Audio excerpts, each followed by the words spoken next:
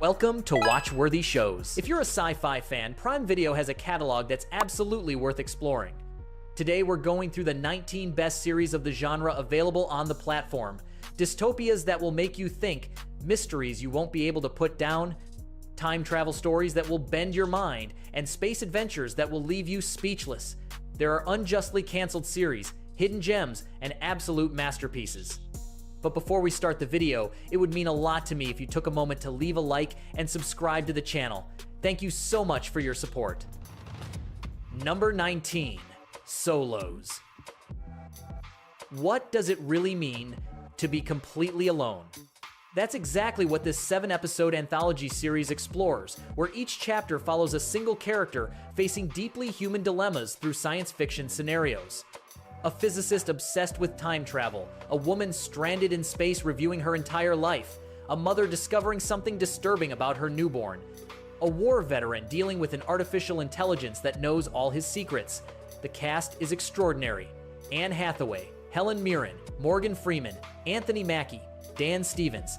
Names you don't see together every day. The problem is that the series bets everything on acting talent and almost nothing on narrative structure.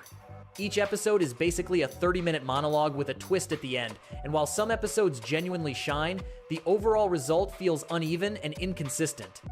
Compared to what Black Mirror achieves with similar premises, Solos falls short of its potential. Some chapters are genuinely moving, others feel empty despite the talent on screen. If you're looking for an easy entry point into the genre with memorable performances, it works fine. But if you want something that grips you from start to finish, there are better options on this very list. Number 18, The Power. Imagine that overnight, teenage girls all over the world develop the ability to generate electric shocks with their hands, and that power can be transferred to adult women. Within weeks, the global balance of power starts shifting in ways nobody anticipated. Destabilized governments, upended gender dynamics, and a world that doesn't know whether it's facing an evolution or the beginning of a war. That's the premise of this series, based on Naomi Alderman's award-winning novel, with Toni Collette leading a strong multinational cast. The idea is genuinely fascinating, and the early episodes have powerful moments showing how that change affects women in completely different contexts around the planet. The problem is that the series never quite decides what it wants to be. It has the potential to be a devastating and thoughtful political thriller, but it constantly gets distracted by subplots that don't lead anywhere satisfying. By the time it finds the rhythm it needs, it's already over, and the cancellation meant there was no real closure either. A massive shame, because the premise deserved a far bolder and more committed execution than what it ultimately delivered. Number 17, Citadel, Diana. This Italian spin-off of the Citadel franchise takes us to Milan in the year 2030, where Diana Cavalieri is an intelligence agent working in the shadows to dismantle a criminal network threatening to destabilize all of Europe. Matilda De Angelis leads the series with real energy and charisma, and the production is visually solid considering it's a regional spin-off of a global franchise. The Italian locations give it a visual personality that the main series never had. The problem is that Citadel, Diana inherits all the narrative flaws of the original series without improving or surpassing them. The spy plot feels generic in too many moments, the twists are predictable if you've watched enough series in the genre, and the connection to the broader Citadel universe feels forced rather than enriching. Interestingly, not having seen the main series doesn't really matter much to follow this story, which says a lot about how dispensable it ultimately is within the franchise. It was canceled after its first season with no satisfying closure. Entertaining enough as background noise on a Friday night, but nothing you'll remember the following week. Number 16, Paper Girls. The morning after Halloween of 1988, 4 girls who deliver newspapers by bicycle are accidentally swept into a conflict between time travelers that has been unfolding in secret for decades. Suddenly, they find themselves jumping between decades, coming face to face with adult versions of themselves, and discovering that the future of humanity might depend on decisions they haven't made yet. Based on Brian K. Vaughan's acclaimed comic book series, Paper Girls has all the ingredients to be a generational show: well-used 80s, nostalgia, teenage characters with real depth, and a genuinely original time travel mythology that doesn't resemble anything you've already seen. The problem wasn't quality. The problem was timing. It premiered exactly when Prime Video concentrated its entire marketing budget on the Rings of Power, and almost nobody saw it. It was canceled just 1 month after its premiere without the platform giving it any real chance. It's one of the most painful and unjust cancellations in the platform's history. A series that deserves a far bigger audience than it ever got. Number 15. The Swarm. The oceans are fighting back. Whales attacking vessels in a coordinated manner, crustaceans invading coastlines en masse, marine creatures behaving in ways no scientist can explain with any existing model. An international group of researchers begins to suspect there's an intelligence behind these attacks, something living in the ocean's depths that has been waiting millions of years for the right moment to respond to what humans have done to the planet. Based on German author Frank Schätzing's best-selling novel, The Swarm is an ambitious European production filmed across multiple continents with a multinational cast speaking several languages. The premise is unsettling and completely original within the genre, and the early episodes build genuine tension that makes you feel the ground beneath your feet isn't as solid as you thought. However, the European pacing is noticeably slower than what the average Latin American viewer expects from a series like this. The show takes quite a while to reach its central point. If you have patience, the payoff exists and is satisfying. If you're looking for immediate action, it might frustrate you along the way. Number 14. Citadel. Citadel was the most powerful independent spy agency in the world, operating in the shadows to maintain a fragile but functional global balance until it was destroyed from within by an organization called Manticore. Now Mason Kane, an agent who survived but lost all his memories, and Nadia Sin, his former partner who remembers everything perfectly, are the only ones capable of stopping Manticore before it uses the stolen secrets of every government on the planet to seize absolute control. Richard Madden and Priyanka Chopra Jonas star in this series produced by the Russo brothers with a budget exceeding $200 million. And yes, it shows on screen. The action sequences are spectacular, and the technical production has nothing to envy from a Hollywood film. The problem is that all that money didn't translate into a particularly original story or characters you genuinely care about. It's entertaining and has energy, but given the budget it had, the disappointment is proportional to the expectation. Season 2 is confirmed and has the opportunity to improve on what the first left unfinished. Number 13. Orphan Black: Echoes. In a near future where science has developed the technology to build fully functional adults from artificially implanted memories, a woman named Lucy wakes up not knowing who she is, where she came from, or what purpose her existence serves. What she discovers while trying to find answers will lead her to question everything: what it means to be human, what truly builds identity, and how far scientific and corporate manipulation can go when there are no ethical limits to stop it. Kristen Ritter leads this spin-off of the acclaimed Orphan Black with a distinct energy and intensity that clearly differentiates her approach from Tatiana Maslany's work in the original. The premise is solid, the early episodes raise genuinely unsettling questions, and the direction has some visually careful moments throughout. The unavoidable problem is that it lives in the enormous shadow of its predecessor, and that comparison does it no favors at any point. The original Orphan Black was an unrepeatable phenomenon. Echoes is competent and has moments that work, but it never quite takes off into something truly memorable. It was canceled after its first season without any real resolution. Number 12. The Handmaid's Tale. The United States has fallen. In its place stands Gilead, a totalitarian theocracy where fertile women are turned into reproductive slaves serving the ruling elite. June Osborne was separated from her daughter and husband the night they tried to cross the border. Now she lives in a commander's household under a name that isn't hers, Offred, waiting for the moment she can fight back.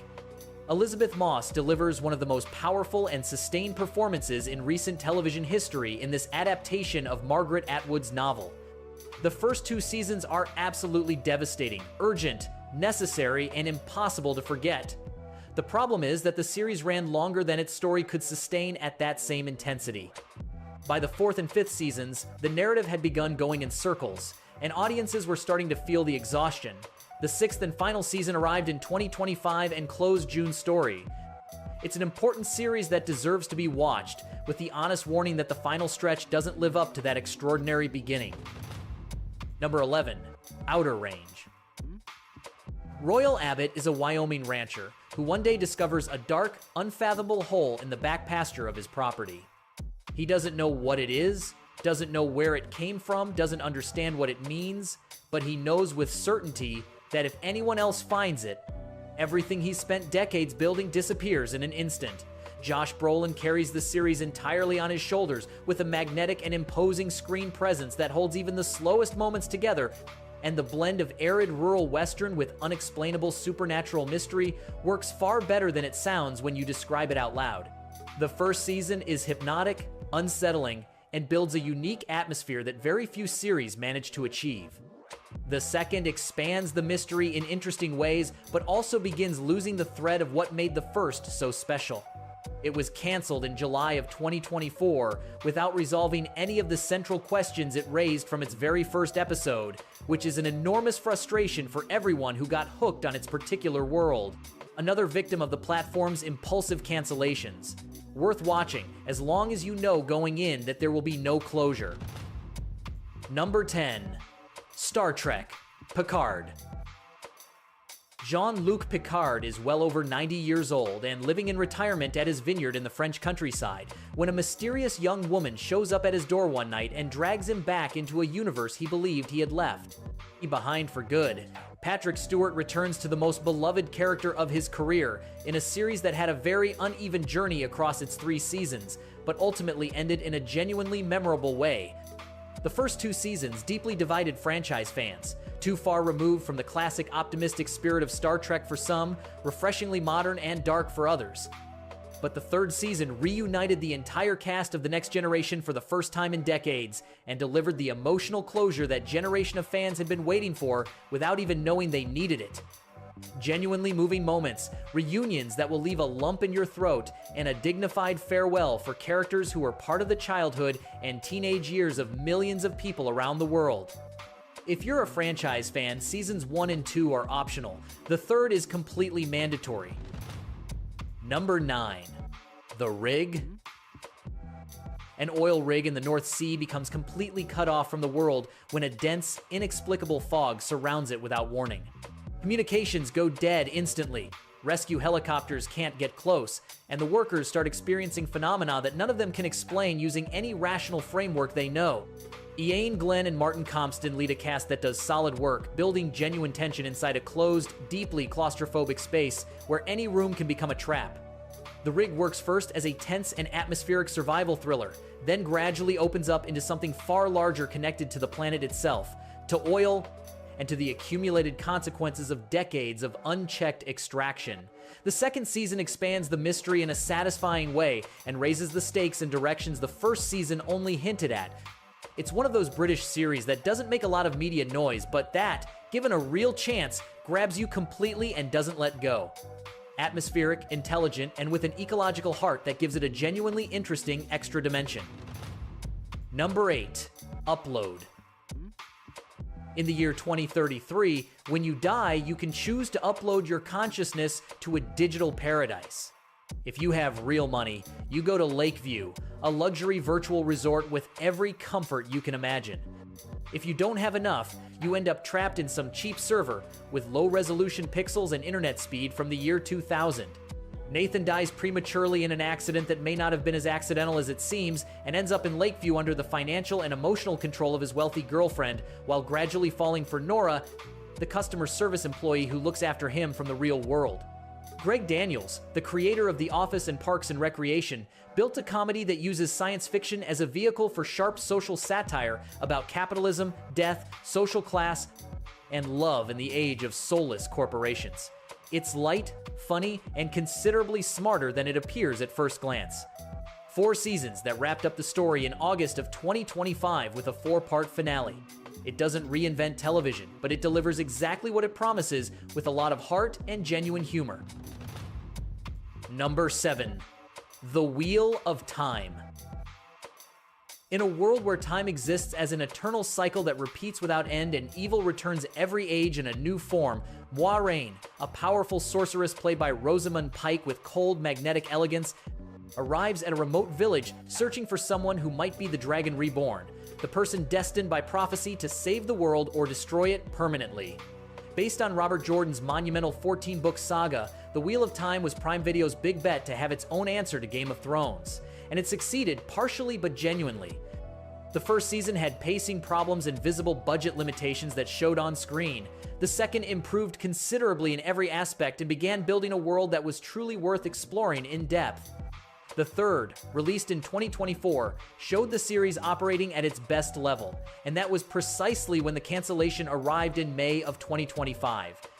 With 14 books as source material and a story that had barely scratched the surface, it stands as one of the most incomprehensible decisions the platform has ever made. Number 6. The Man in the High Castle. What if the Nazis and the Japanese Empire had won World War II? In this adaptation of Philip K. Dick's novel, the United States is divided into two occupation zones: the East Coast under the absolute control of the Greater Nazi Reich, the West Coast under the Japanese Pacific Empire, and a neutral strip in the Rocky Mountains where something extraordinary circulates in secret and contraband. Films showing an alternate world where the Allies actually won the war. Rufus Sewell as Obergruppenführer John Smith is one of the most complex and disturbing antagonists in recent television, an American who chose the side of evil and carries that weight in devastatingly human and believable ways. The series builds its alternate world with a level of historical and ideological detail that is genuinely impressive throughout. The first two seasons are excellent in almost every respect. The final two drop slightly in quality but maintain the dignity of the overall project. The ending divided opinions, but the whole remains one of the most intelligent and ambitious dystopias ever produced for television. Number 5. The Lazarus Project. There exists a secret organization with the ability to reset time back to the nearest January 1st, whenever the world is on the verge of an apocalyptic-level catastrophe. George, a young British man who suddenly discovers he has the same ability, is forcibly recruited without anyone asking whether he wants to be. What at first seems like an extraordinary responsibility quickly turns into a nightmare when George decides to use that power for his own personal ends, unleashing consequences that no reset can easily fix because the problem isn't in the timeline, it's in him. Papa Esidu carries the series with extraordinary intensity and vulnerability, and the way the writers construct and play with the internal rules of time travel is genuinely clever without ever becoming confusing. Each season finds completely new ways to complicate the central premise without anything feeling artificial or forced.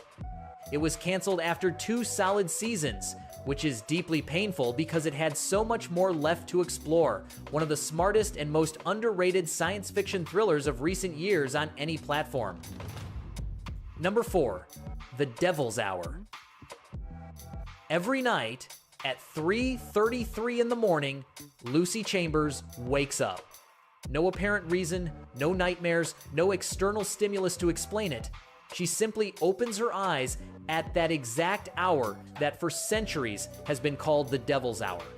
Her 9-year-old son is emotionally distant in ways that terrify her and that no doctor can satisfactorily explain. And there's a man named Gideon, wanted by police in connection with a series of seemingly random crimes in different parts of the country, who appears to be connected to Lucy's life in ways that completely defy any conventional logic. Jessica Raine and Peter Capaldi star in this series, created by Tom Moran and produced by Stephen Moffat, that in its early episodes looks like a fairly conventional dark psychological thriller, but that gradually reveals a narrative architecture about time, free will, and sacrifice that very few series have the courage and technical skill to build in quite that way. The second season deepens everything established with remarkable craft. The third is confirmed and is among the most anticipated. Without a doubt, the most underrated series on this entire list. Number 3. Fallout. 200 years after the world ended in nuclear fire, survivors are divided between those who lived underground in subterranean vaults designed by the Vault-Tec Corporation, and those who survived however they could on the surface, turned into a brutal and merciless post-apocalyptic wasteland. Lucy McLean is a young woman raised inside a vault with the values and naivety of 1950s America, who has never seen the world above ground, and who one day has to venture into that chaos to rescue her kidnapped father. What she finds up there will change absolutely everything she believes she knows about her world, her history, and who she herself really is.